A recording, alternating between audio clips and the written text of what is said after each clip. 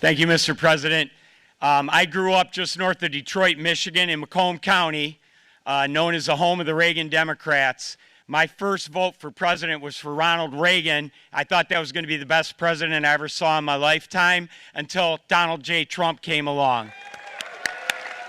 I have watched my entire life, I have watched plant after plant after plant in Detroit and in the metro Detroit area close. There are now plants sitting idle. There are now plants that are underutilized. And Donald Trump's policies are going to bring product back into those underutilized plants. There's going to be new investment. There's going to be new plants built. And the UAW members, and I brought 20 of them with me, they're sitting right over here. We support Donald Trump's policies on tariffs 100%. So, Mr. President, we can't thank you enough. And in 6 months or a year, we're going to begin to see the benefits. I can't wait to see what's happening 3 or 4 years down the road. Thank you, Mr. President. Thank you so much. Thank you. What a great guy. He got it right from the beginning. He got it before almost anybody else. This group over there, they got it too. And you know, we won the state of Michigan. We won almost all of them, but we won Michigan by a lot, and I want to just thank you all. The auto workers were fantastic. The Teamsters were fantastic. Everyone was pretty good, I will tell you. Thank you very much. I appreciate it. You're going to be very happy very soon, and you probably see what's happening with all of the, not only car companies, but car companies in particular. See it with all of the ones they're moving, they're announcing day in, day out. You're seeing it. Nobody's ever seen anything like that. With today's actions, we're also standing up for our great farmers and ranchers who are brutalized by nations all over the world. Brutalized. Canada, by the way, imposes a 250 to 300% tariff on many of our dairy products. They do the first can of milk. They do the first little carton of milk at a very low price, but after that it gets bad, and then it gets up to 275, 300%. So when they're figuring what's Canada charging, they say, oh, about 2%, 3%. But take a look at what happens down the road. When you look a little bit, it's not a pretty picture, and we don't like it, and it's not fair. It's not fair to our farmers. It's not fair to our country. And with countries like Canada, you know, we subsidize a lot of countries and keep them going and keep them in business. In the case of Mexico, it's $300 billion a year. In the case of Canada, it's close to $200 billion a year. And I say, why are we doing this? Why are we doing this? I mean, at what point do we say, you got to work for yourselves, and you got to, this is why we have the big deficits. This is why we have that amount of debt that's been placed on our heads over the last number of years, and we're really not taking it anymore. Through non-tariff barriers, the European Union bans imports of most American poultry. You understand? They say, we want to send you our cars, we want to send you everything, but we're not going to take anything that you have. Australia bans, and they're wonderful people and wonderful everything, but they ban American beef, yet we imported $3 billion of Australian beef from them just last year alone. They won't take any of our beef. They don't want it because they don't want it to affect their farmers. And you know what? I don't blame them, but we're doing the same thing right now, starting about midnight tonight, I would say. And China charges American rice farmers an overquota, it's called, a tariff rate of 65%. South Korea charges 50%. Actually, they charge different, from 50% to 513%. And Japan, our friend, charges us 700%. But that's because they don't want us selling rice and other things. Who can blame them, Madam Secretary? Agriculture, great job you did on eggs, by the way. The egg prices came down 50%. You got them down 50%. Once we got involved, they were going through the sky. The egg prices, they were going through the sky, and you did a fantastic job. Now we have lots of eggs, and they're much cheaper, down about 59% now, and they're going down further. We charge 2.8% for so many things that other countries are charging 200%, 300%, and 400% for. If imposing tariffs and protective barriers made nations poor, then every country on earth would be racing to eliminate these policies, and China would be the first online. They run a very strong country, but they're not first in line, and the American people are paying a very big price. From 1789 to 1913, we were a tariff-backed nation, and the United States was proportionately the wealthiest it has ever been. So wealthy, in fact, that in the 1880s, they established a commission to decide what they were going to do with the vast sums of money they were collecting. We were collecting so much money so fast, we didn't know what to do with it. Isn't that a nice problem to have? What do you think, Marco? Good problem? Marco would love that problem. But we don't have that problem anymore, but we're not going to have it very much longer, I will tell you. But they collected so much money, they actually formed a commission to determine what they were going to do with the money, who they were going to give it to, and how much. Then in 1913, for reasons unknown to mankind, they established the income tax so that citizens, rather than foreign countries, would start paying the money necessary to run our government. Then in 1929, it all came to a very abrupt end with the Great Depression, and it would have never happened if they had stayed with the tariff policy. It would have been a much different story. They tried to bring back tariffs to save our country, but it was gone. It was gone. It was too late. Nothing could have been done. It took years and years to get out of that depression, far longer than even FDR had that office right over there for a long period of time. The ramp system, that's rather intricate, was built because of him, and every time you walk up, you think of him, and he did a great job in many ways, but it lasted long beyond his terms, as you know. But it's not too late any longer, and we're going to start being smart, and we're going to start being very wealthy again. We're going to be wealthy as a country because they've taken so much of our wealth away from us. We're not going to let that happen.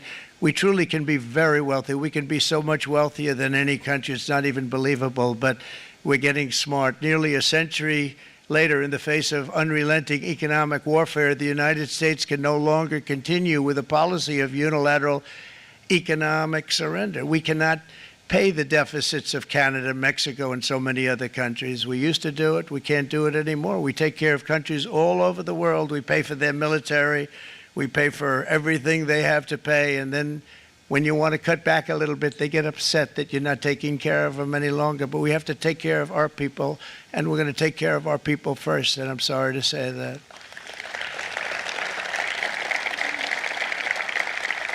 And today we're standing up for the American worker, and we are finally putting America first.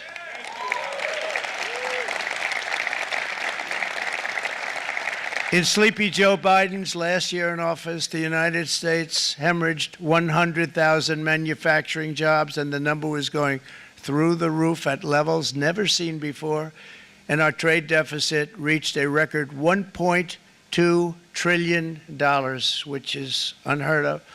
Since the beginning of NAFTA, the worst trade deal ever made, it was a horror show. I was able to terminate it. They all said you'd never be able to get it out. We had to get approval from Congress to get it terminated. We had to live with that deal. It was the worst trade deal ever made by far. But since the very beginning of NAFTA, our country lost 90,000 factories. Think of what that is, 90,000. Think about putting a map up and putting tax on it. You wouldn't have enough room. 90,000. I said, is that possible? We had it checked 4 different times, and it was actually somewhat higher than that. And 5 million manufacturing jobs were lost while racking up trade deficits of $19 trillion. That was the worst trade deal ever made. As a result of these gigantic losses, foreign nations now own $26 trillion more of American assets than think of this, than the Americans own of their own foreign assets or other foreign assets. The United States can no longer produce enough antibiotics to treat our sick. We have a tremendous problem. We have to go to foreign countries to treat our sick. If anything ever happened from a war standpoint, we wouldn't be able to do it. We import virtually all of our computers, phones, televisions, and electronics. We used to dominate the field, and now we import it all from different countries. A single shipyard in China now produces more ships every year than all of the American shipyards combined. Think of that. And it was a business that we used to dominate. We used to dominate it totally. In short, chronic trade deficits are no longer merely an economic problem. They're a national emergency that threatens our security and our very way of life. It's a very great threat to our country.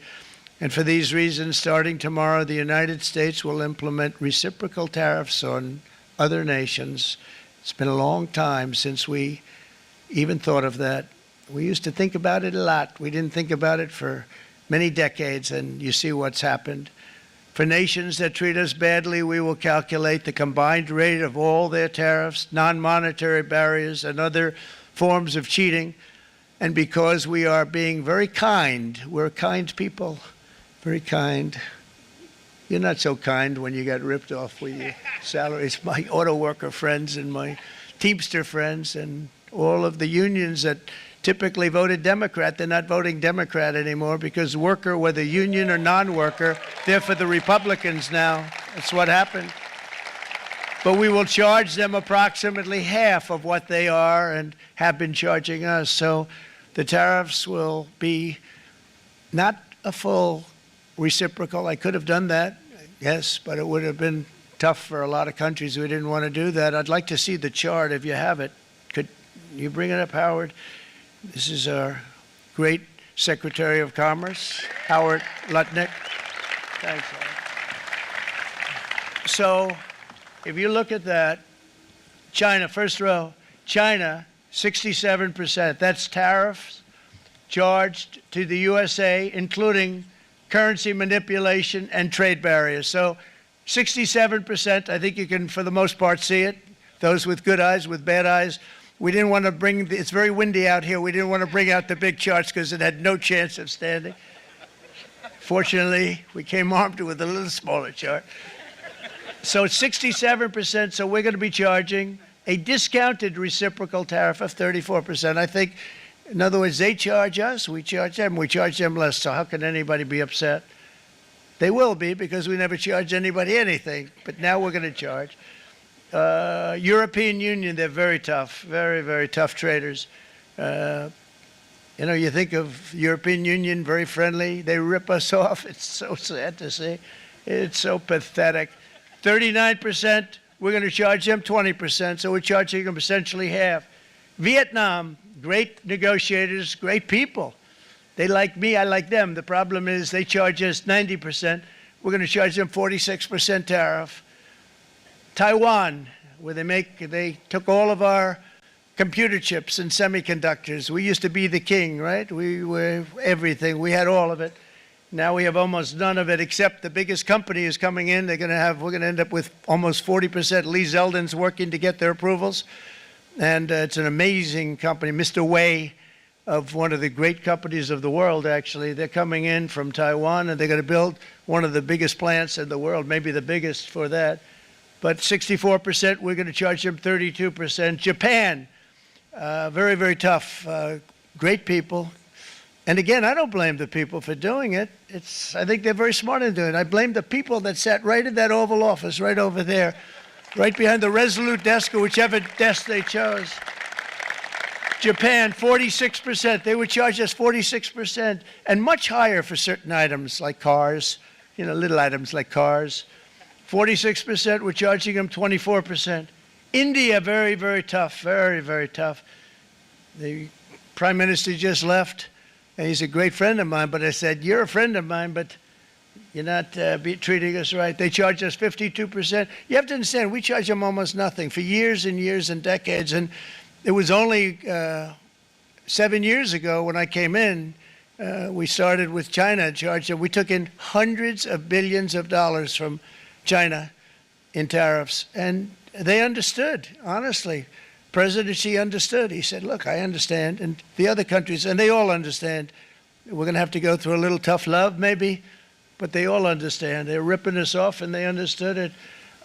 Prime Minister of Japan, Shinzo Abe. He was a fantastic man. He was unfortunately taken from us, assassination. But I went to him and I said, Shinzo, we have to do something. A trade is not fair. And he said, I know that. And he was a great gentleman. He was a fantastic man, but He understood immediately what I was talking about. I said, Shinzo, we have to do something. He said, I know that. And we worked out a deal, and it would have been a much better deal, but frankly, there were many years left on the deal that was made previous to my getting there, but it was something. If you look at Switzerland, 61% to 31%, Indonesia, Malaysia, Cambodia, oh, look at Cambodia, 97%. We're going to bring it down to 49. They made a fortune with the United States of America. United Kingdom, 10%, and we'll go 10%. So we'll do the same thing.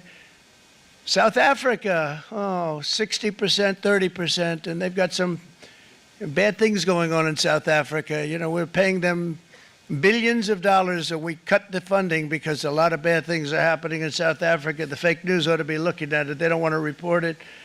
Brazil, 10%, 10%. Bangladesh is 74%. So you see what's going on. Pakistan, 58%. Sri Lanka, 88%. So what we're doing is we're taking not the full, we could take the full 88%. Thanks a lot, Howard. He's doing a very good job. How's he doing, all right? I think you better take it with you. It's not going to last very long. He's going to put it, it's going to follow you down with the wind. I brought a hat just in case it got too windy, but here, would anybody like a hat? I'm not giving it to a cabinet. I'm giving it to the auto workers. Come here.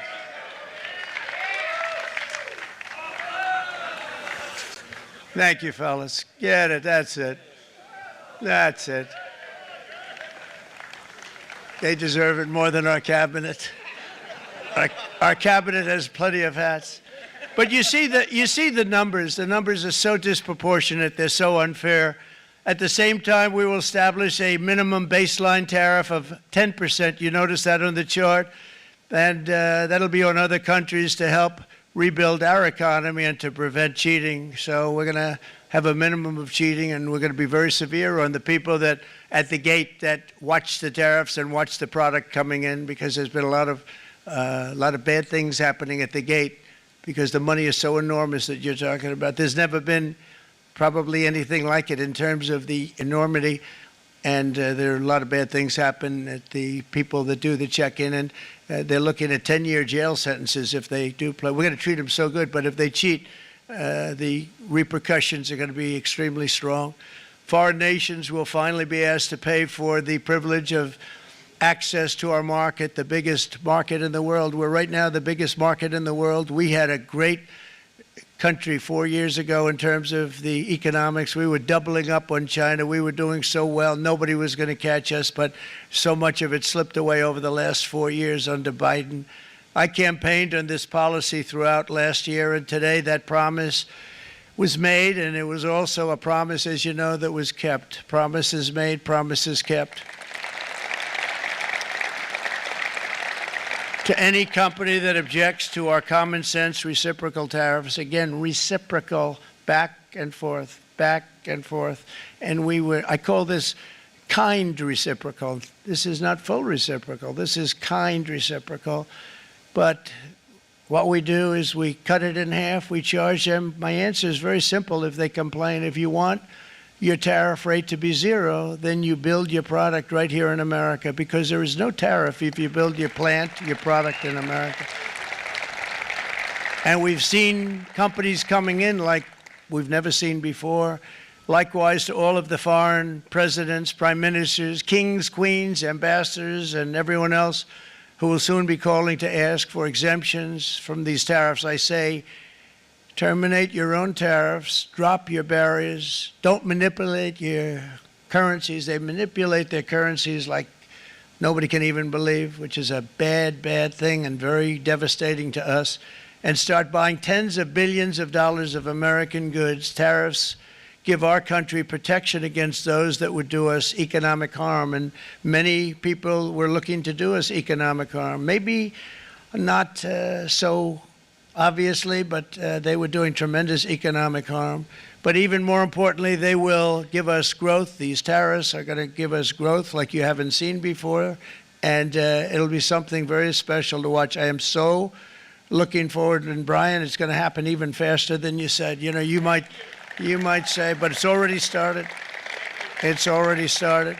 Work's already begun on plants all around the country, and you see that as before. These are big, rich companies. We have $61 billion started on a big plant going up. It's going to be announced over the next 2 days, and they already started work. Many of these the biggest companies in the world, they've committed to build. We're going to build, sir. And they came here to see me, and wanted to know if they could have a press conference. I do as many as I can. I'm pretty busy trying to stop Russia and Ukraine and the Middle East. We got to stop that. We got to stop the Houthis, which we're making tremendous. They like shooting ships down and out of the water, sinking ships. They get a kick out of it, but they're not getting such a kick out of it now, are they, Mr. Secretary? They're not getting such a kick out of that now. But here are just a short list of some of the companies that have already announced and committed to investment. And this is a company that built its factories and its plants in China. Apple is going to spend $500 billion. They never spent money like that here. They're going to build their plants here. SoftBank, OpenAI, and Oracle, great companies, are investing $500 billion almost immediately. NVIDIA, a hot company, is investing hundreds of billions of dollars. They just announced. TSMC, the biggest, most important company in the world of chips from Taiwan, with no investment from us, is investing $200 billion. And they said the reason was, number one, the election of November 5th, and number two, the tariffs. They don't want to pay the tariffs, and the way they're not paying it is to build their plant here. So we're going to go from almost no percentage. We used to have 100% of the chip market. Now it's all in Taiwan. Almost all of it's in Taiwan, a couple of other countries, but mostly in Taiwan. And think of it, we had 100%. We lost it because of people in that office that didn't do their job. They allowed it to be stolen from us. Johnson & Johnson, great company, $55 billion. Eli Lilly, $27 billion. Meta is investing $500 billion. Wow. DeMac is investing $20 billion. CMA, CGM, $20 billion. And then you have Merck and Clarios, Stellantis, General Motors, GE Aerospace, Honda, Nissan, Hyundai are all putting in billions and billions of dollars, and they're committed 100%. So. And we've never had, and this is after 2.5 months. This is after just a short, this all took place as soon as we came out with what everybody wanted to do. You know, I watched a gentleman today on television, used to work with Lee Iacocca, a very respected automobile person, and he said, you know, because they're asking people, they try and get as many negative people as they can, but they can't find them too much. It's pretty hard to find in terms of what we're doing, especially when they see all this investment. They said, so tell me, what do you think of what Trump is doing from the automobile standpoint? He said, I can't believe it. Somebody is finally, he's an older guy, real pro, really top guy, with Lee Iacocca. He said, I never thought I'd see the day when this would happen, where somebody had the courage to go and do what has to be done. This is transforming our nation. Our entire nation is going to be transformed, not only with the cars, but on every single other item that's built. We're going to become an industrial powerhouse. And he said that so beautifully today. In fact, I'm going to find out, I'm going to get a tape, and Bruce, I'm going to get that tape, and I'm going to send it to you out in Long Island, and you're going to play it for the people. And all your union workers and your non-union workers out there, you got a pretty even split. But we have, so far, it looks like we're going to have about $6 trillion of investments, and you wouldn't do that in years in this country over the last number of years. $6 trillion, and that's going to be much higher by the end of the year. And think of what $6 trillion is. You wouldn't have even a small percentage of that under this other system. We're going to be an entirely different country, and it's going to be fantastic for the workers. It's going to be fantastic for everyone. There will never have been a transformation of a country like the transformation that's already happening in the United States of America. It's an incredible thing to watch, and it's incredible to meet with the top people, people that you read about, very wealthy people, or people that are great managers and executives and presidents of big public companies, and to watch the enthusiasm they have now that they didn't have. They gave up on our country. They went to foreign countries and they built Companies are pouring into our country at levels never seen before with jobs and money to follow, and it's really beautiful. In the coming days, there will be complaints from the globalists and the outsourcers and special interests and the fake news. Always, the fake news will always complain. But never forget, every prediction our opponents made about trade for the last 30 years has been proven totally wrong. They were wrong about NAFTA. They were wrong about China. They were wrong about the Trans-Pacific Partnership, which would have been a disaster if I didn't terminate it. If I didn't terminate that, United Auto Workers, you would have had no jobs in this country. You would have had no jobs. It was all going to other countries. In my first term, they said tariffs would crash the economy. Instead, we built the greatest economy in the history of the world. And again, I have great respect for President Xi of China, great respect for China, but they were taking tremendous advantage of us, and I commend them for that. I say, hey, if you can get away with it, that's okay. But, you know, they understand exactly what's happening, and they probably, most of them are saying it's about time they did something, but, and they're going to fight, and they're going to fight fair. Everyone's going to fight. You know, it's like, I say to the leaders, look, you got to take care of your country, but we have to start taking care of our country now. We can't do what we've been doing for the last 50 years. From the day of my election, the stock market went up in my first term 88%, with NASDAQ going up 155%, more than any president has ever had in any term in office, by far. And I think we're going to blow that away. And maybe the numbers won't show, but I think they're going to show much better than even those numbers. But what you're going to see is you're going to see activity, that empty, dead sites, factories that are falling down. Those factories will be knocked down, and they're going to have brand new factories built in their place. They're not only talking about renovating, they're talking about brand new, the best anywhere in the world, the biggest anywhere in the world. I have a friend who builds car plants, and I said, I want to see the biggest and the best. He said, well, we have to go to Mexico. I said, no, I want to see it in the United States. He said, we're not building them in there. This is a year and a half ago during the campaign. He said, we're not building it. You'd have to go to Mexico. When I was starting to decide to run, and I went to number one in the polls very rapidly, I want to say, like, let's say in the first hour. And then shortly thereafter, it looked like I was going to win, and the fake news was saying, oh, no, don't do this. What they don't know is if I didn't win, they would have really been in trouble, because nobody wants to read them anyway. But I tell you what, when it looked like I was going to win, I announced that I was going to be doing exactly what we're talking about today. Great consistency, actually, because I've been talking about it for 40 years. But because I saw what was happening 40 years ago. If you look at my old speeches when I was young, very handsome, my old speeches, and that people would say, I'd be on a television show, I'd be talking about how we were being ripped off by these countries. I mean, nothing changes very much. The only thing that changed were the countries, but nothing really changes. But it's why it's such an honor. It's such an honor to be finally able to do this.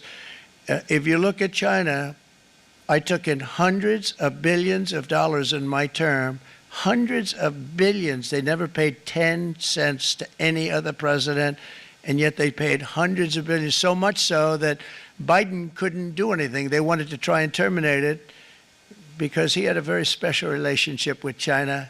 You know what the relationship was? He had a special relationship. But the numbers were so big, that they couldn't do it. So they did ease it up. They did things that they shouldn't have done. They made it a lot more comfortable for them, but they couldn't do it because the numbers were hundreds of billions of dollars, and I did that. And we were on our way to doing something like incredible. And then we had a very bad election happen, a very bad election. A lot of bad things happened. So when I said we got to do it again, I said we have to make it too big to rig. And we made it too big to rig, and we won in records, and it was a monumental win. And it was such an honor to see so many of you, like Brian and your friends, here with us to celebrate, and to more importantly celebrate what we're doing, because that wouldn't be a full celebration if we didn't do this, because this will be an entirely different country in a short period of time. It'll be something the whole world will be talking about it. The critics made the very tired predictions earlier this year, but in February, core inflation dropped to the lowest rate in 4 years